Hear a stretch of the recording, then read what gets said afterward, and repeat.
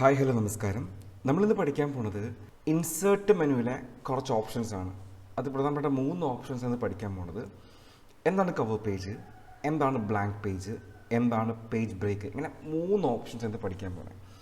എന്താണ് cover page, എന്താണ് blank page, എന്താണ് പേജ് ബ്രേക്ക്. നമ്മൾ സാധാരണയായിട്ട് ആൾക്കാർക്ക് അറിയാത്ത, നമ്മൾ ഉപയോഗിക്കാത്ത 3 ഓപ്ഷൻസ് ആണ്. ഇനി ഫസ്റ്റ് എന്താണ് കവർ പേജ്. ഇപ്പം ഞാനിവിടെ കൊടുത്തേക്കുന്നത് നമ്മുടെ കൊമേഴ്സിലെ കുറച്ച് മോട്ടിവേഷൻ തിയറീസ് ആയിട്ടാണ് സ്റ്റാർട്ട് ചെയ്യുന്നത്. സോ എനിക്ക് ഈ ഒരു പർട്ടിക്കുലർ ഡോക്യുമെൻറ്റിന് ഒരു കവർ പേജ് വേണം. സോ ഒരു കവർ പേജ് എങ്ങനെ ഉണ്ടാക്കും, ഒരു കവർ പേജ് എങ്ങനെ ഡിസൈൻ ചെയ്യാൻ പറ്റും, അതിനായിട്ട് നമുക്ക് പോകേണ്ട ഓപ്ഷനാണ് കവർ പേജ്. നമ്മൾ കവർ പേജിൽ നിന്ന് ക്ലിക്ക് ചെയ്യുമ്പോൾ തന്നെ we have plenty of cover page options.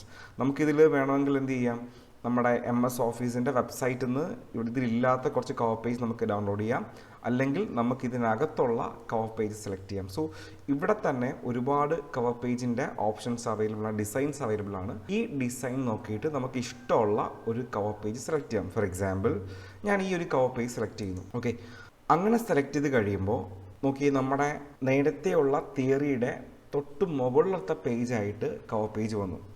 ഇവിടെ വേണമെങ്കിൽ എൻ്റെ കമ്പനിയുടെ പേര് ടൈപ്പ് ചെയ്യാം. ഫോർ എക്സാമ്പിൾ ഇപ്പോൾ ഞാൻ എഡ്യൂടെക് ബൈ അസീം, എൻ്റെ കമ്പനിയുടെ പേര് ടൈപ്പ് ചെയ്തു, എഡ്യൂടെക് ബൈ അസീം.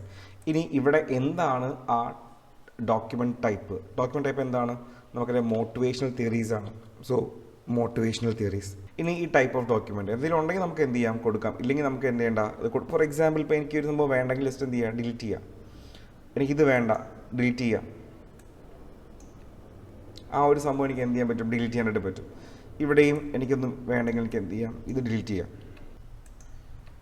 ഓക്കെ, ഇത് വേണ്ടെങ്കിൽ എനിക്ക് എന്ത് ചെയ്യാം, ഡിലീറ്റ് ചെയ്യാൻ പറ്റും. സോ അങ്ങനെ എനിക്ക് ആവശ്യമുള്ള കാര്യങ്ങൾ മാത്രം ഞാൻ എന്ത് ചെയ്തു, ഇൻക്ലൂഡ് ചെയ്തു, ഒരു കവർ പേജ് എന്ത് ചെയ്തു, കൊണ്ടുവന്നു. സോ ഇതാണ് കവർ പേജ്. ഇനി എനിക്ക് കവർ പേജിൻ്റെ താഴെ ഒരു ബ്ലാങ്ക് പേജ് വേണം. ജസ്റ്റ് ഇമാജിൻ, എനിക്ക് ഈ കവർ പേജിൻ്റെ താഴെ ഒരു ബ്ലാങ്ക് പേജ് വേണം. അങ്ങനെ ബ്ലാങ്ക് പേജ് വേണമെങ്കിൽ ഒറ്റ ഓപ്ഷനുള്ളൂ. നമ്മൾ സാധാരണ ചെയ്യുന്നത് എങ്ങനെയാണ്, ഇവിടെ കൊണ്ട് എന്ത് ചെയ്യുന്നു, എൻട്രി ചെയ്ത് താഴോട്ട് പോയിട്ട് ഒരു ബ്ലാങ്ക് പേജ് ഉണ്ടാക്കുന്നു അല്ലേ. ഇവിടെ ഒരു ബ്ലാങ്ക് പേജ് ക്രിയേറ്റ് ആയി. അങ്ങനെ അല്ലാതെ നമുക്ക് ബ്ലാങ്ക് പേജ് എടുക്കാനുള്ള ഓപ്ഷൻസ് അവൈലബിൾ ആണ്. അതെങ്ങനെയാണെന്ന് വെച്ച് കഴിഞ്ഞാൽ ഞാൻ കാണിച്ചു തരാം. അപ്പോൾ അങ്ങനെ നമ്മൾ എൻട്രി ചെയ്ത് പോവാതെ ഒരു ബ്ലാങ്ക് പേജ് എടുക്കേണ്ടത് എങ്ങനെയാണ് ഞാൻ പറഞ്ഞുതരാം. നമുക്ക് എവിടെയാണ് ബ്ലാങ്ക് പേജ് എടുക്കുന്നത്, തൊട്ട് മുകളിലത്തെ പേജ് കൊണ്ട് എന്ത് ചെയ്യുക, ക്ലിക്ക് ചെയ്യുക, നെക്സ്റ്റ് ബ്ലാങ്ക് പേജ് ടൈപ്പ് ചെയ്യുക.